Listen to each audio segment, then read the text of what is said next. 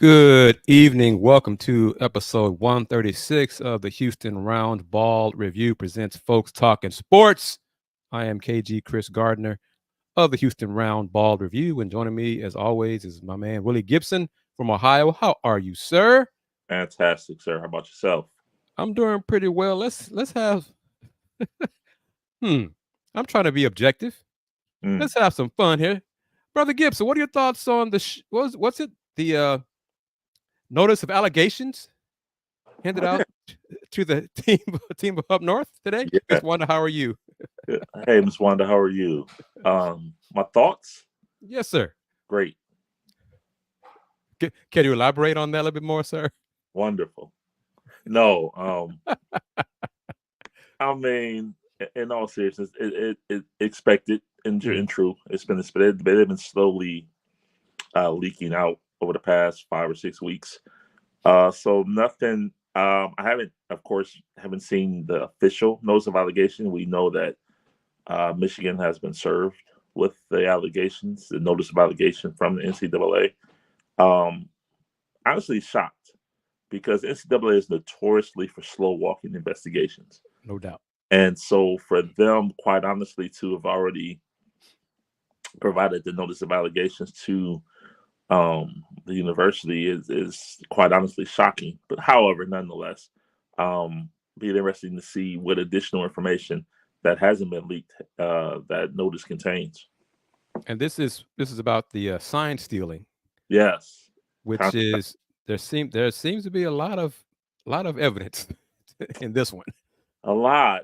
Most interestingly enough for me is the day that it broke. Current head coach Sherrone Moore, who at the time was the offensive coordinator, deleted 52 text messages between he and Connor Stallions. Mm-hmm. Why would you do that? Yep. On the day that the story breaks, not a good look for the current head coach of the team up north. That's not even smart.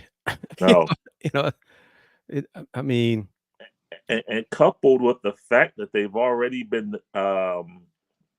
investigated. First of all, let's put it all on the table. This is one of 3 concurrent investigations with the University of Michigan and the NCAA. So Sherrone Moore and also former coach Jim Harbaugh have been implicated in the first investigation, recruiting during a COVID dead period. So now with this, both of those gentlemen would be classified as repeat offenders. And one of them is in the NFL, while Mr. Moore is not. Yep. Now the story goes that if Jim Harbaugh were to return to college football, which of course, why would he? The school that hires him, one, has to immediately suspend him for 1 calendar year. And then 2, he has a 4-year show cause penalty. Yep. And salute to Ben Sutter III for liking us on Facebook, liking the show on Facebook via the Houston Roundball Review Facebook page. Ben is, of course, the owner and founder of BS3 Network, which we are part of via our man AJ Jones. So, all right, got that out the way. What are your thoughts, sir, on the renewed discussions, rumors about UConn to the Big 12? I have a lot of thoughts. I'm going to pick your brain if I can remember all of them, because I'm old now. But Miss Wanda, if you have some questions, thoughts about it, please chime in on YouTube. What are your thoughts on the renewed discussions?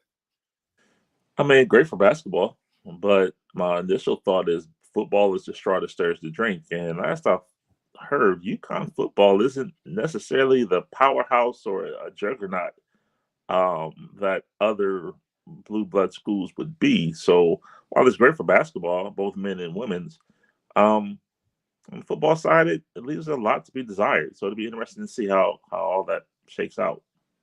So what are your thoughts on, and if you haven't heard, where you've been the last few days, but last week, David Benedict, the AD at UConn, and one of their chancellors, Board of Regents chairs, met with Big 12 ADs about joining UConn, joining the Big 12.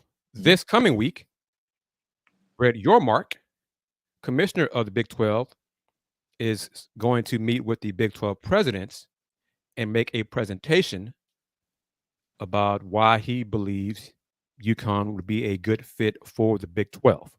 Mm-hmm.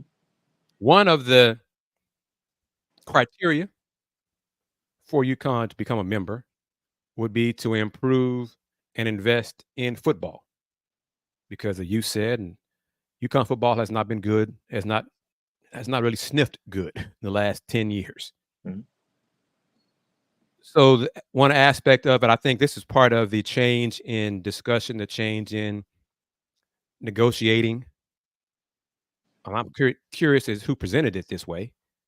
Is UConn will not join, UConn football will not join the Big 12 until 2031 at the earliest, assuming they meet benchmarks, investing in the football program, increase the investment, probably increase their football stadium capacity, a lot of different things.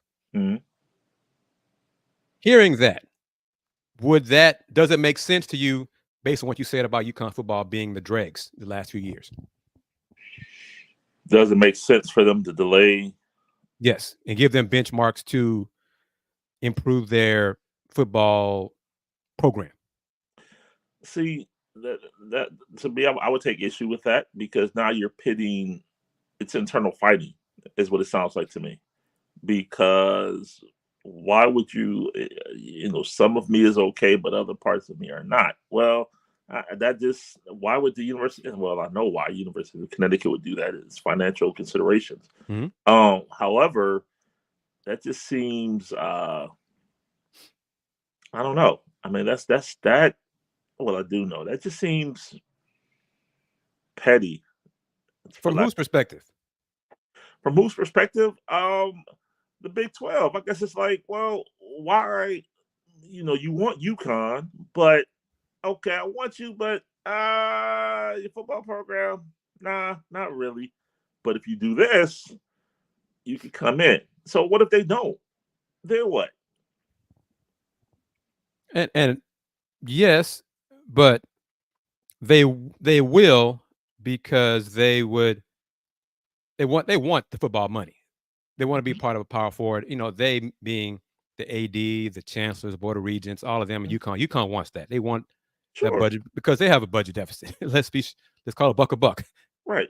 They have a deficit. So I think they would do what it takes to meet and I think the negotiating point would be, what are the parameters and benchmarks for them to reach? Right. So that'd be, we could figure out what that is. If it's a new stadium closer to campus rather than 25 miles away, stuff like that. NIL money, budgeting for football, a lot of different things. Mm-hmm. Ms. Wanda says he agrees, Willie, all or nothing. See, this is why I got to toss in some other stuff. And I think the delay is to make Big 12 people happy, because last year at Big 12 Football Media Day, the Cougs first one, Houston Cougars first one as members of the Big 12. Mm-hmm. It was discussed then, and I think I touched on it, brought up you or Andy or both. Mm-hmm. Last year. Brett Yormark wanted UConn last year. Heck, he won when he first joined in August of 2022, when he first became commissioner. Mm-hmm. They had presidents then, ADs then, brought up what you brought up. Their football program sucks.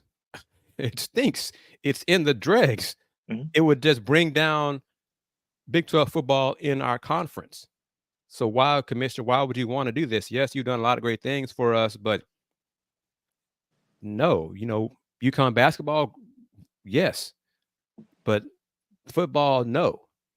So I think this ramp up to 2031 at the earliest, because, that's a part of what's been reported, at the earliest, that football would join the Big 12, whereas all the other sports, except hockey, because Big 12, ice hockey, mm-hmm. is not sponsored by the Big 12. Mm-hmm. So basketball, baseball is very good.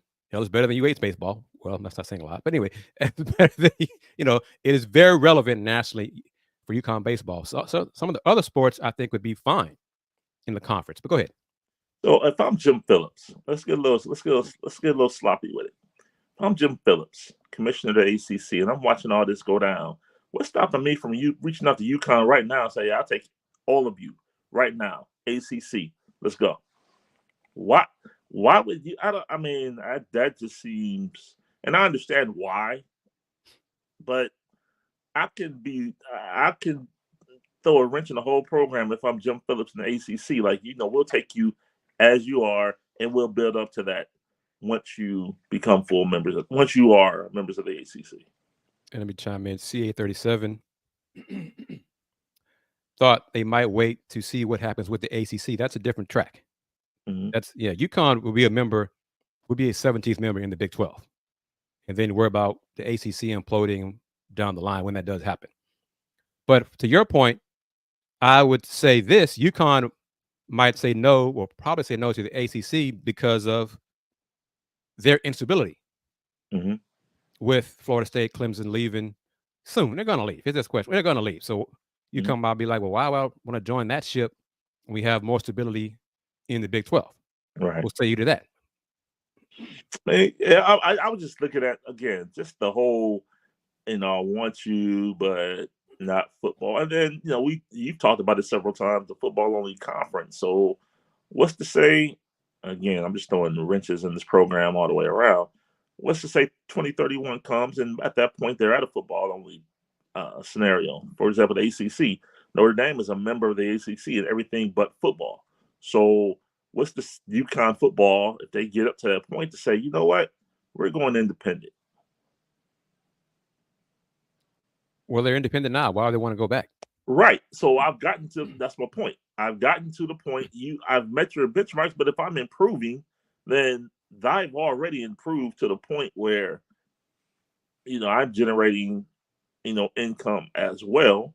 Or let's say I'll join, I'm just throwing wrenches in the program. I really am. Mm-hmm. I don't, that just doesn't sit well with me, to say I want you, but I don't want your football until 2031. And then say in 2031 they don't hit the benchmarks, then what? I think that 2031 is a negotiating ploy. I don't know who brought it up. It could have been the ADs, Big 12 ADs, could have been Brett Yormark, whatever. In college landscape now, unless you're Notre Dame in football, being independent is not a benefit to you. Mm-hmm. So UConn joining conference now with Big 12, ACC, whatever, they'll not go back to being independent. they're not that good. They don't have that kind of cachet. They're not Notre Dame. Right. No. I'm just saying, just again, throwing a wrench in the program to say in 2031, okay, I've done everything you wanted me to do, but I'm gonna go ahead and stay on my own. I don't know. That's just the whole separatist aspect of that doesn't sit well with me. And the 2031 year is when the Big 12's soon-to-be media rights deal ends. So 2025, it kicks in 6 years, and it'll end in 2031. And Commissioner Yormark has said in that next deal, so the one beginning in 2031, he wants to split up football and basketball to have separate media deals because he believes basketball is undervalued in the current landscape of media rights and TV rights. I think it is, but still, it's going to always be dwarfed by football revenue, much to my disappointment, but it still probably can make more money 7 years from now than it does right now. You agree with that? Yeah, I would say so. And I would honestly say, I'm trying to think who I had the discussion with. I don't remember. But the Big 12, as currently constructed, I would probably say that I would call the Big 12 a basketball conference. Truth be told, I would too. Sure. I'm good with that. I feel great about that. Yeah. Oh, I know you are. But so to say I want UConn, but your football program has to get up to snuff, Big 12 football really is not the thing right now. So honestly, I don't know. That just seems, it's very, very pretentious to say, hey, you got to get your football together when it's Baylor football that sweet? Is Texas Tech football that sweet? Is that's interesting. That's just interesting. Utah will be the flag bearer for football. Yeah, without question. For a while, Utah, K-State. Yeah, Utah. Texas Tech spends enough money. At some point they might put it all together, but maybe maybe not. The CA37 will be a little weird with odd number of teams. Easy ways around that. That's not that'll be at least other concerns. UConn joins as a 17th member. The ads have been even numbers so far, but UConn as a 17th member, it will happen. And I'll go ahead and put it up because I brought up this stuff. I did a little YouTube video presentation Saturday with this information, but I want to get to the last bit of this. Let's see here. Because Brett McMurphy from Action Sports Network says it. He said UConn men's basketball coach Dan Hurley is not against a move to the Big 12. A source said, quote, he loves the Big East, but he understands the Big 12 provides more resources and more money, end quote. And the next thing, and this is common sense, sources said a key component to adding UConn is the 16 current Big 12 members would not see a reduction in revenue.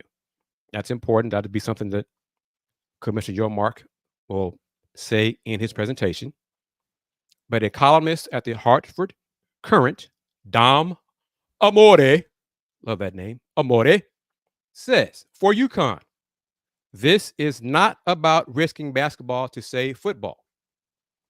Remember when Dan Hurley entertained the Lakers' offer? One of his concerns was whether UConn would have the resources to compete long-term in this rapidly evolving collegiate world. In the near term, UConn men's and women's basketball will be just fine where they are. But if there is an invitation to the Big 12 or a rebuilding ACC, it will be hard to resist issuing a quick yes from stores. As fond as we all are of the Big East and its conference tournament in New York. But there is also this to consider. Just how long would Big 12 schools expect UConn to wait before reaping the full financial benefits? If UConn, which is trying to narrow its budget deficits, committed to spending the additional money it would take to compete in a coast-to-coast conference, pour more money into football, and wait 8 or 9 years for the revenue stream to kick in, as SMU agreed to do in joining the ACC, that could defeat the purpose of such a move. Here's the last thing from him. None of these obstacles are insurmountable if things align. I wouldn't use the word imminent, but it's inevitable, I believe, that UConn will find a home in a major conference sooner or later. One can only be certain at the moment that both UConn and the Big 12 are open for business and open to doing business with each other. Your thoughts on that? Yeah, I mean, he's in Hartford, so he's definitely plugged in. Again, it's just interesting that they're going to find a spot. Then it goes back to my initial point, kind of combination for both our points. The minimized or reduction in revenue, but then also a conference that would take them whole. And that just I don't know.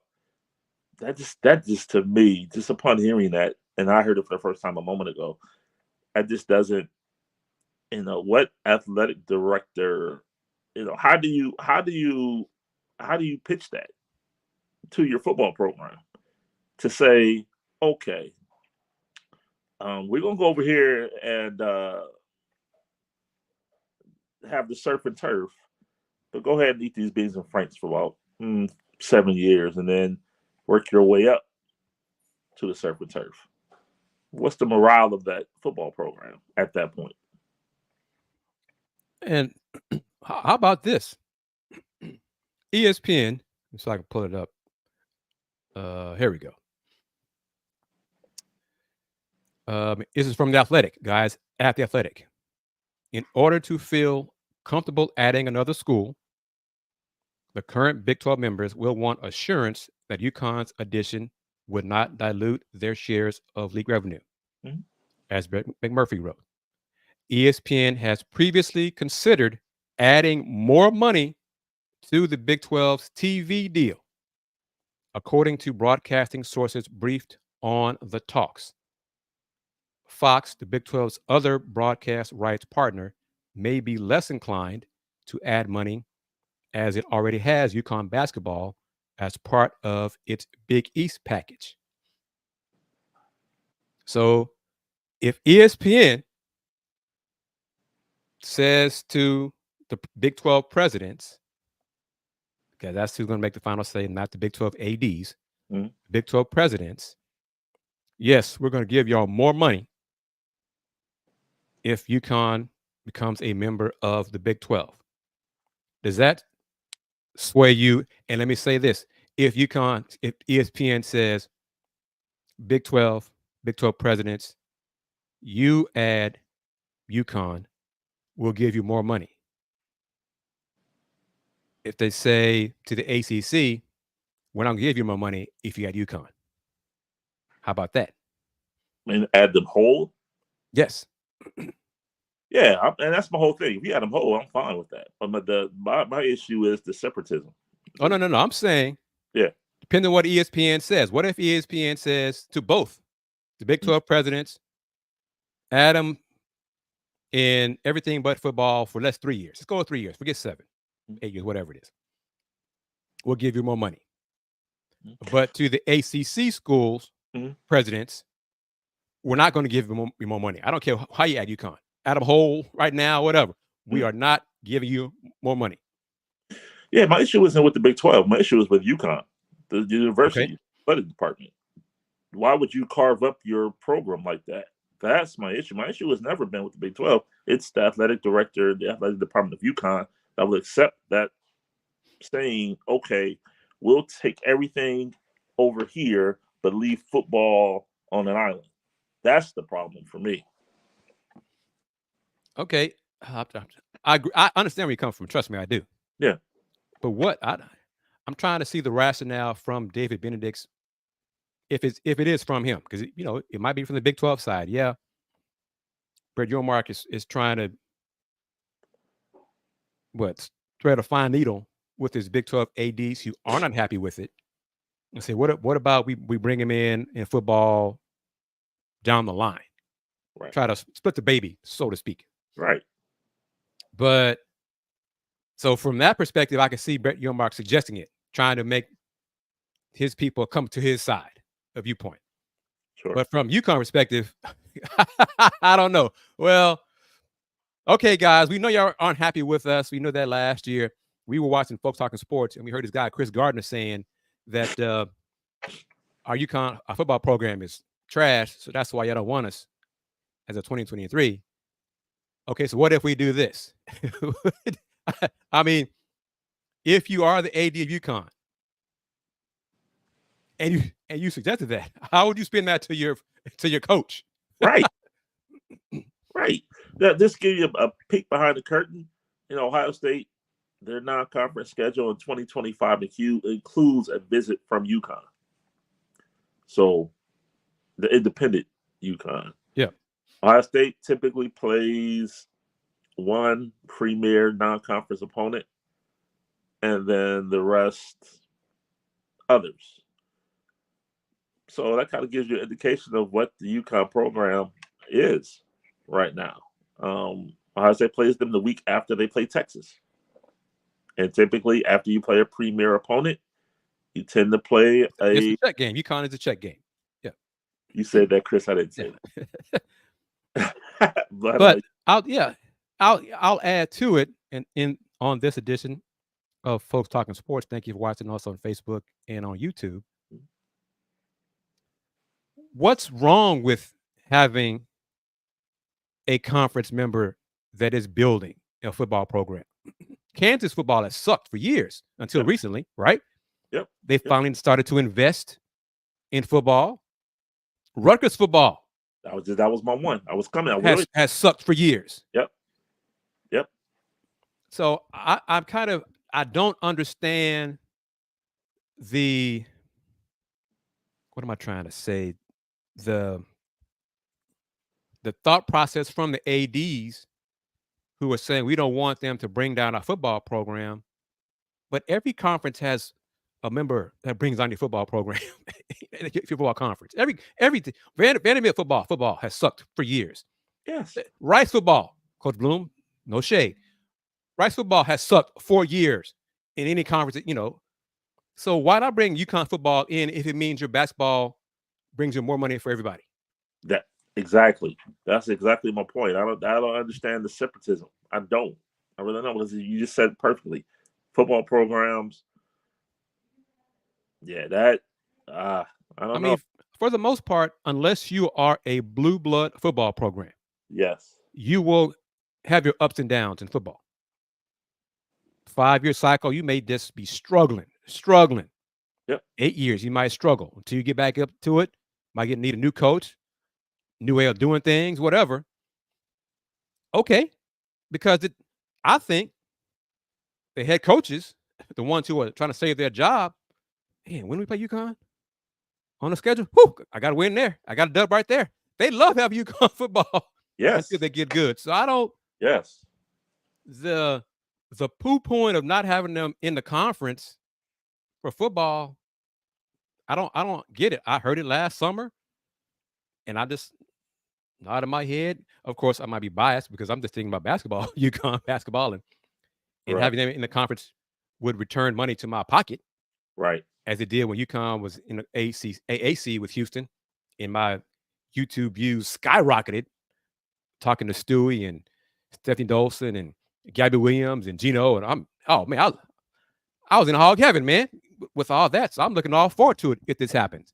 Yeah. So I just go ahead, Will. Give me 1 second. No, keep going. Sir. I got to step off. Give me 1 second. Okay. And let me say this, because I see 837. I agree with this. More money and ESPN. It was mentioned. I'm not sure if that still holds true, and I really want to get Will's thoughts when he comes back about it. Is why hasn't ESPN made a push or more of a push to have UConn in a power conference like the Big 12, a conference that ESPN carries that league sports? Why not sooner? Because if you take UConn away from the Big East, away from Fox Sports, you're helping yourself and hurting your rival at the same time. So I'm kind of curious about that. Your thoughts on it, Will. Why hasn't ESPN in the past done more to have UConn in the Big 12 or in the ACC conferences that ESPN carries? Because then they could hurt Fox, an enemy, a corporate enemy, if you take away that brand that is UConn. I'm about to cancel everything I just said because of football. Because of football. Because of football. That's why. So, it's interesting because in one sense, football, a bad football team does hurt the conference, whatever conference, yep. Especially if you don't have a superpower. Because as you point out many times here on FTS and even in our private conversations, the SEC is top heavy, has been for years. Yep. But no one talks about the dregs of the conference because it's so top heavy. Yep. Mississippi State and Vanderbilt on the SEC. If I were to tell somebody walking down the street there, tell me I was lying. Mississippi State is not part of the SEC. Yes, they are. But the Big 12 does not have now. I mean, because before July 1 of this year, it was Texas and Oklahoma. Right. So now they don't have a national power, a nationally relevant top 10 year in, year out football program. But how many folks would even, honestly, UConn becomes a member in 2026 in all sports, joins the Big 12. How many of the people will say, oh, Big 12 football, oh, that's the league that has UConn football now? Oh, man, that's Yep. that conference stinks, man, because UConn football is so bad. Who's Right. going to care if Utah's still kicking butt? If Coach Fritz has turned things around in Houston Cougar football, no one's going to care about a dragon at the bottom of the barrel of the conference. No, so what? Rutgers has been in the Big Ten for 13 years now. No one talks. Okay. And you know what? Rutgers is still getting those fat checks. Yep. And they're saying, we don't care if people making fun of us. Yep. Those checks still clear, like at Ohio State or Penn State or Michigan. So what? Yep. UConn be the same way. Boy, we really are struggling here in football, man. This is bad. We're gonna be like 2-9 this year, 2-10. Oh no, the check clear? Yep, we're out of deficit. Oh, well, who cares? It's all good then. Right. And then those fans would say, all right, yeah, football team stinks, but basketball season is around the corner. So your next butt kicking is on its way. So, right. That's what this is all about. I just don't, it just doesn't make it make sense to me. Some ADs don't want it. Some ADs are in favor of it. The presidents, and last year, the reason this happened is the Big 12 presidents did not want UConn to be a member. So I don't know if anything has changed from last summer to now. And 12 Big 12 presidents will have to vote in favor of this. I would think that the newcomers to the conference last year, Houston, BYU, Cincinnati, and UCF, would be for the 12. Mm-hmm. I'm not sure about the new members, Arizona State, Colorado, Utah. I don't believe all four would say no. Let's say it's 2 and 2. Okay. 6. So that'd be 6. Of the original, or the 8 that's still standing, you need to get 6 out of that 8. Who would have a problem with it? Baylor? That's a win for them. Texas Tech, Kansas, Oklahoma State. Who am I forgetting? That's part of the original. Who am I forgetting? But I don't see. It's a problem. Obviously, it's a problem because it hasn't happened yet. And according to Dom Amore from the Hartford Courant, UConn was this close to becoming a member of the Big 12 last year before the Four Corner schools, before the Pac-12 blew up. Mm-hmm. And the Four Corners schools said, oh, Commissioner Yormark, please take us. And once that happened, UConn did not become a member. As the commissioner said, yes, we are moving on from UConn because we're getting Arizona State, Colorado. Well, the bus were first, and then the other 3 came along to join the conference. So I don't know. I'm kind of curious as to how this all plays out. I think UConn will be a member of the Big 12. Whole? That's what I'm not sure of. Okay. Because again, I don't understand the problem. The logic behind it. I know what they're saying, but the logic I don't understand. I mean, they could ramp up, because even if UConn becomes a member, they won't join until 2026. And even then, that's what I want to say, is UConn has negotiated as part of the new media rights deal with Fox Sports for basketball. Part of the negotiation process is they were able to lower their exit fee. from 30 million to 15 million. Nice. That's a big deal. We're struggling. That's a big deal. Definitely.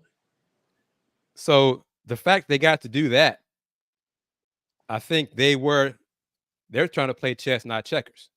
But we have cut in half our exit fee, so we can still try to join the Big 12 or go join a power conference, and that's either the Big 12 or the ACC. So salute to them for that. I'm sure the basketball fans at UConn,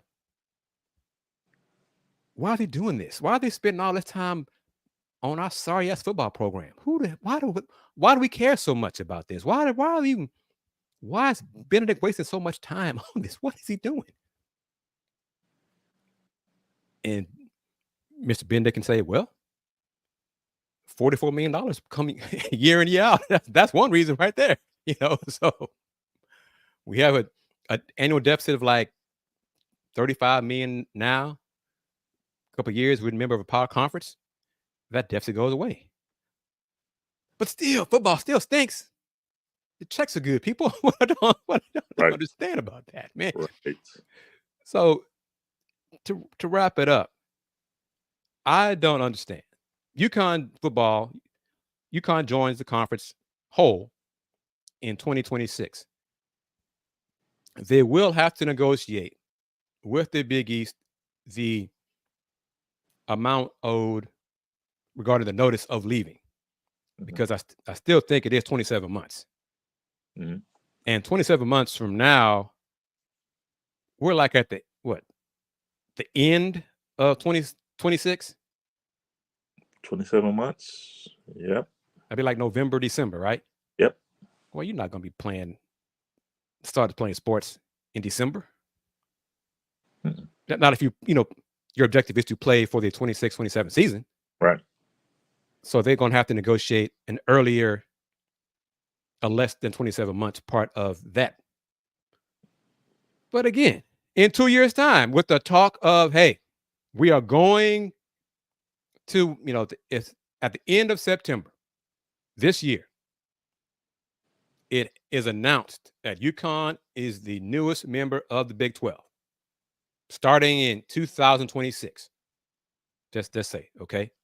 In all sports, you get football a year and a half, 2 years to start getting better for 2026, because you can tell your recruits on the East Coast, hey, we're going to be in a Power 4 conference now.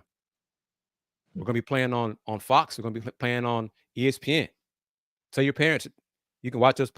They can see on TV, national, and not on digital. They can watch you on linear. Wouldn't that be a help? Right? Without question. So, and then you join now in all sports, ramp up, and then start planning for if you have wealthy donors, and say, okay, I'm glad we are now in a Power 4 conference. So let's start planning for building a new stadium on campus. I don't know if that's feasible in stores, whatever, but plan for that. And then that'll be ready in 2029 or whatever. Help me out, and I apologize if I missed this earlier.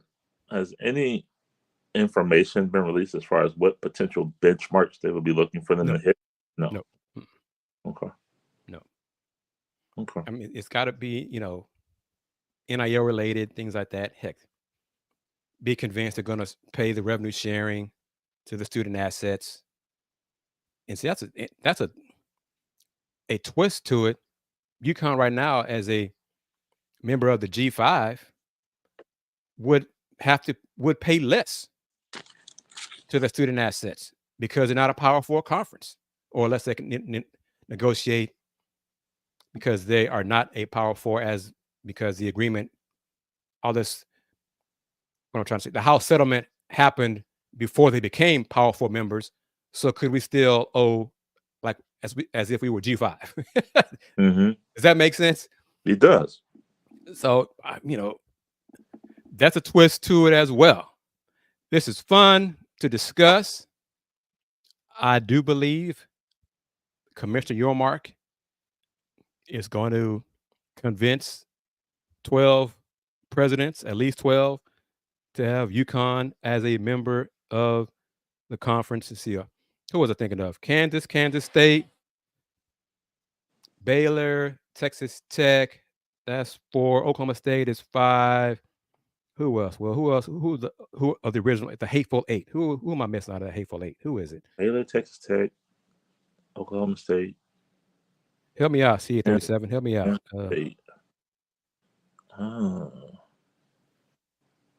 But anyhow, Big 12, yeah. Yeah. Did you have a chance to watch Florida State, Georgia Tech yesterday? Not a lot. West Virginia is one of them. I forgot them. Okay, so here we go. The Hateful Eight: Baylor, Iowa State. Forgot them too. Iowa State, KU, Kansas State, Oklahoma State, TCU, Texas Tech, and West Virginia. Yeah. So out of that Hateful Eight, I mean, let's go back before we get into Tech, Florida State football. Is why would the ADs, in reports where the ADs were not happy with this because of the uncertainty surrounding the House settlement? That has nothing to do with y'all. Yeah. Because if it's correct that UConn's joining won't decrease your slice of the pie or decrease your revenue, that has no impact on how you're going to pay the student athletes. Right. So why is that a problem? It's a good soundbite. It sounds good. Yeah, so that doesn't make any sense. And then the football part of it, I mean, right now, this year, Houston Cougars football might be the worst team in the Big 12. But they're going to build, and get better, just like I think UConn would if they are serious, because that's what it comes down to in any conference. Mm-hmm. Is the administration serious about winning football? Or are they just serious about academics or another sport? Mm-hmm. Look at Vanderbilt. They don't care about football. Let's be real. They don't care about football. They don't. They are thrilled to be in the SEC and getting that money. Yep. Period. All right. Florida State football, talking all that smack. Top 10 ranked, favored by double digits. Go to Ireland to lose to Georgia Tech on a last-second field goal. Yep. 24-21. Salute to Coach Key, Georgia Tech, and the trenches. They dominated Florida State on both sides of the ball. Mm-hmm. Mike Norvell, Florida State head coach, I don't know what he was looking at. And I say this because, 0 week, many instances, you're playing a non-conference opponent. Yeah. So the style of play might confuse you. You don't have enough tape on them, so you don't know what to expect. Well, isn't Georgia Tech in the same conference as Florida State? That's that check. They brought back almost everybody on offense and defense. So why, Mike Norvell, did your offense and defense look like you were facing an opponent you had never seen before in life? Well, DJ Willy Gibson, I knew it. I was going to try to say his name. DJ Willy Gibson. I'm gonna have it fixed by next week. But new quarterback at his third school. Yeah. He's from Clemson initially, so he's familiar with Georgia Tech. Yeah. But he looked, I don't know what he was doing. And it was funny. His dad came out today and blamed everybody else. The coaches, the players. Didn't blame number 5, though. But I'm just saying. I won't blame DJ yet because he's new. And I'm not sure if he has the is allowed to call audibles. Because there were times looking at Tech's defense, you could see stuff coming, and he just didn't change the play of line of scrimmage. I'm like, bro, what you can see stuff coming, and he stuck with the play. Blew up in his face. So Mike Norvell, he said all the right things. He did not toss his players under the bus like some coaches do. But his excuses were so weak and wishy-washy. Yeah, we saw them last year. We knew they were a good team. So why do you make changes, sir? Yep. They were kicking your left side of the defense, just pushing them back, play after play, running the ball down your throat. Mix it up. Run blitzes. Mix it up. Do something. Your offensive line was getting pushed back. Pull your quarterback out. These little 5-yard routes, little pity-pat passes, man. It was just so conservative. Yep. If Florida State has more athletes, has better depth, better quality depth,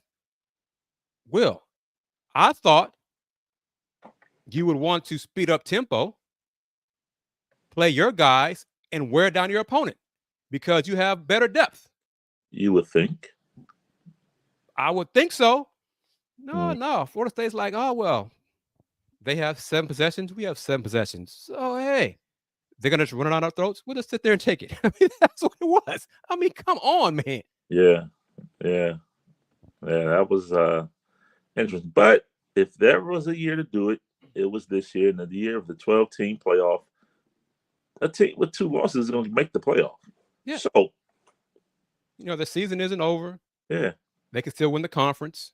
They need some help now because they can't finish tied with Georgia Tech with 1 loss. Yeah. But the play calling was just so conservative. I'm just like, okay, whatever. Well, and then next week they play Labor Day, right? I believe so. Yes. No, they don't play LSU. LSU plays USC in Vegas. I know that. Right. Yeah.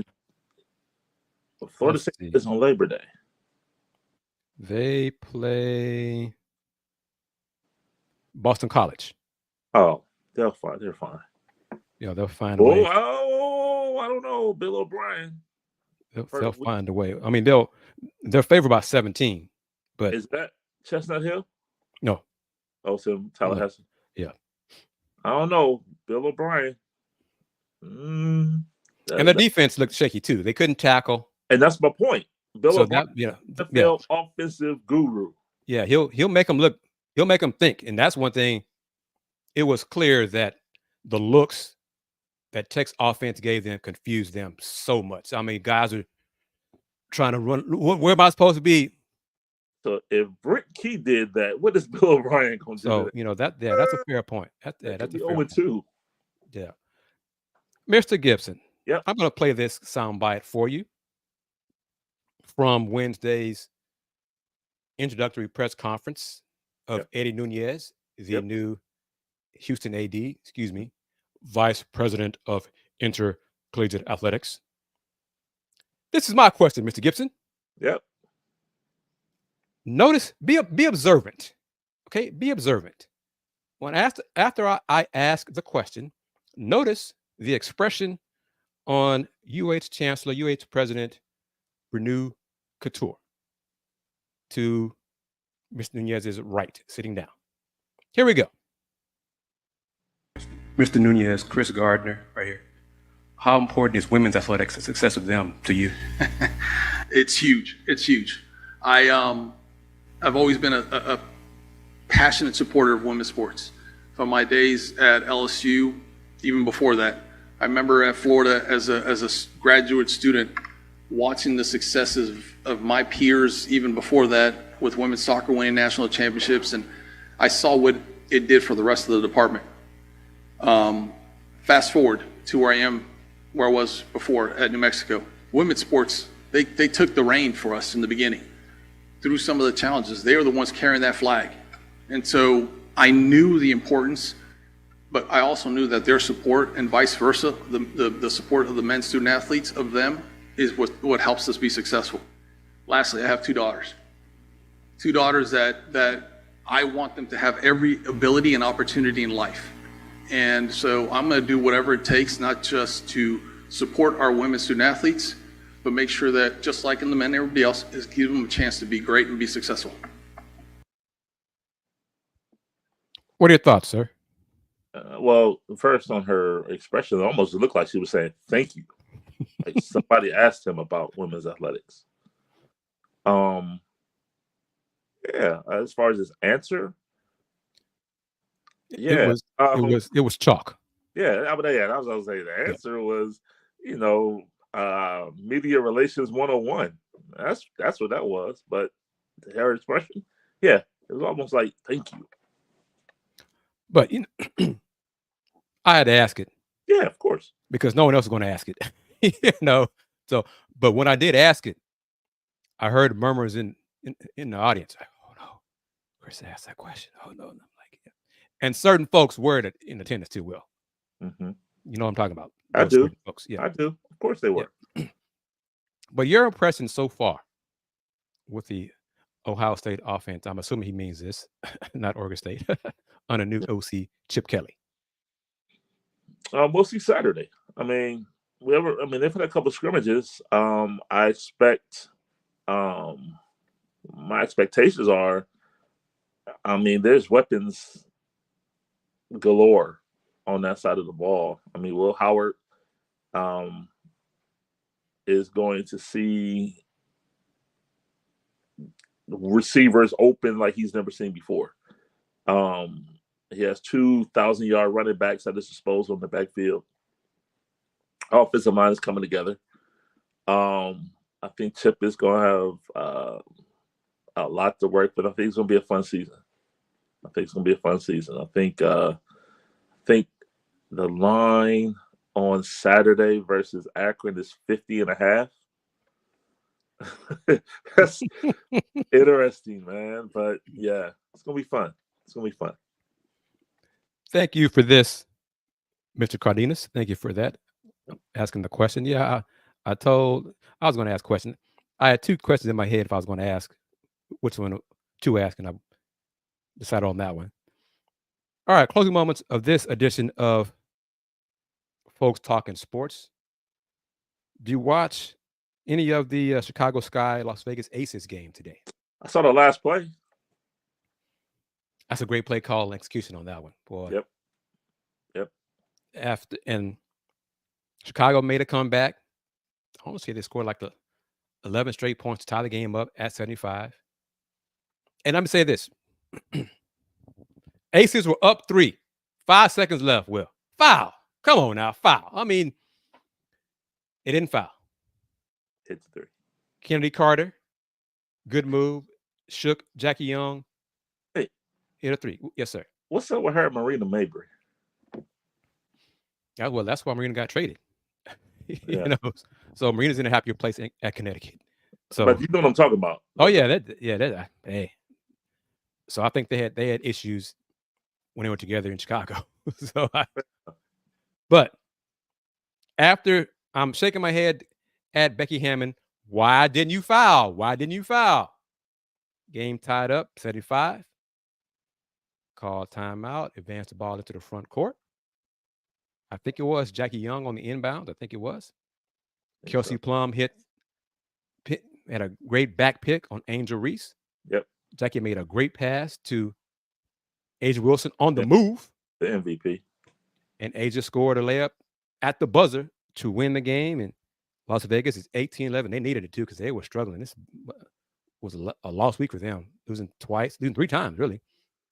And Chicago is now 11-18 and probably will be passed by the Atlanta Dream in the standings and miss the playoffs because only a half game of difference now. Oh, I didn't know this. Derek King is on the SMU staff. Good for him. Get that money. Get that money. Get that money. Good for him. I wonder if they play Florida State this year. Might take the Mustangs on that one. Based on what I saw Saturday. Woo, boy. But Las Vegas won snapped a little skid. In the game, Angel Reese, Brother Gibson, became the first WNBA player to post 3 consecutive 20 rebound games. That's impressive. Very. I saw a clip where she had 4 offensive rebounds on one play. Yeah, she was out hustling Asia Wilson. She kept missing the putbacks. She was doing Moses Malone. That's what she's doing. But I want to say, let me see if I can pull it up here. Those 3 straight games of 20 rebounds. Was it Yolanda Griffith? Chicago has lost all 3 of them. Oh, she lost all 3 of them. Oh. Okay. And since the Olympic break, they played 5 games. They are 1-4.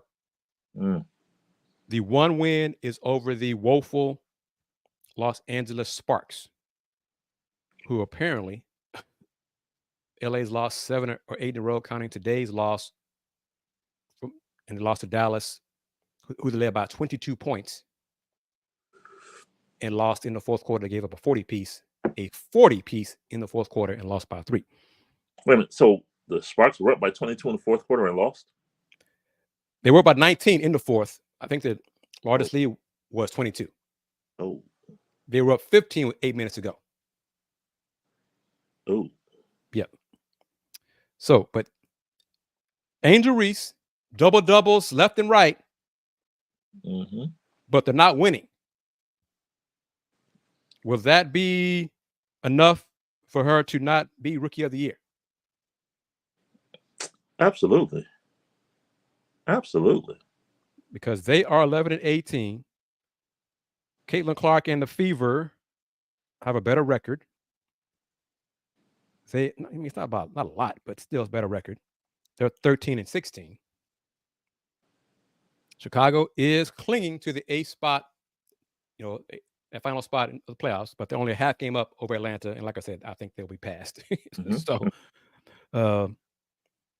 So if they don't make the playoffs, I think that'll be it. They'll be done. I don't think Angel will have a chance of being Rookie of the Year because the Fever will make it unless they collapse. Can I tell you something just between you and I? Yes, sir. In our audience. She doesn't have a chance now. I think you're right. I think you're right. Even though despite her double-doubles, despite her tremendous rebounding, I don't think she has a chance. And that's no shade on Angel from my part. That's not understood. That is meant for. But yeah, she's not going to win Rookie of the Year. Yeah. All right. Miss Wanda says that she thinks Derek had a role Mustangs last year. Salute to him. Went to high school with his dad, Eric King. Eric was 2 years ahead of me, I think. And watching football was good when Eric was quarterback. And just leave it at that. May Eric rest in peace. He died tragically a few years ago. That'll do it, Brother Gibson. Put this up, get you ready to shine your moment in the sun. As soon as I find everything, it always does this to me. He is, of course, Willy Gibson, the man. There you go, Brother Gibson. Thank you, sir. You can always find me on social media, as the crawl states there, on X. I got to say X now because it won't let me type Twitter on my phone anymore. But X at Will Gibson 7. On Facebook, Will Knows, and on IG and Threads at Will Knows Sports. And I am KG Kris Gardner. Couple of things real quick here. Put on the crawler, ways to support the Houston Roundball Review. Cash App, my government name, Christopher Gardner with a K, but also Zelle, and as well as PayPal. And if I can bring it up very quickly, if you want to, you can just scan the QR codes as well, right there. Scan those QR codes, help the Houston Roundball Review. Keep the lights on. Support the Houston Roundball Review. The QR code for the Cash App, the QR code for Zelle, because this is a DBA, a sole proprietorship. Then we're going to grow when I have a staff and pay my employees. That's down the line, Another huge goal right there. But also the PayPal tip jar. So there are the QR codes. You can scan those and support the Houston Roundball Review. I urge you, knock on wood, 2 things. Knock on wood, this happens. I have an interview tomorrow with someone high up. I'll just leave it at that. Related to women's hoops. For the second year in a row, but at least the third year overall, will be a national voter for the Women's Basketball Hall of Fame Awards on, I think, 3 of those positions for point guard, shooting guard. So the Ann Myers Drysdale Award and the Nancy Lieberman Award, and also power forward Katrina McClain Award. So once again, I was asked if I'd be willing to participate in voting for that. Of course. I'm not going to turn that down. Yeah, no doubt I'm going to do that. So yes, my affinity and appreciation for women's basketball runs deep. Will knows it. Miss Wanda knows it. The national folks know it as well, and they still think of me, respect me enough to ask me to participate, even though the local team, one of the local teams, Anyway, so wrap it up. Yes, knock on that wood. Hope that the interview goes as planned. Oh, Coach Fritz, Willie Fritz, has his first press conference tomorrow, Monday. Let's see, on ESPN Plus. It's set for noon. So if you have ESPN Plus, you can watch Coach Willie Fritz on the Big 12 Now on ESPN Plus, talking with the media. I'm going to try to make it there, assuming my interview is over in time to go to that. So to wrap it up, Brother Gibson, as always, thank you for your time and your insight. You appreciate you. We may have at some point, maybe soon, a guest appearance by a young lady who is a student at UH. She wants to get into what we do. So I've invited her to be a part of FTS. Want to find out how much she knows about sports. And we'll work on that. But as always, Mr. Cardenas, Miss Wanda, CA37, and everybody watching on Facebook, Ben, of course, everyone watching on Facebook and on YouTube. We hope you enjoyed our thoughts on the UConn to the Big 12 rumors. More to come on that. I'll save that for Mr. Gibson off the air. But always keep this in mind. Get you a mug, buy you some FTS merch. That's another way to support the Houston Roundball Review. But since 1994, the Houston Roundball Review, local name, global perspective. Everyone, take care. Peace.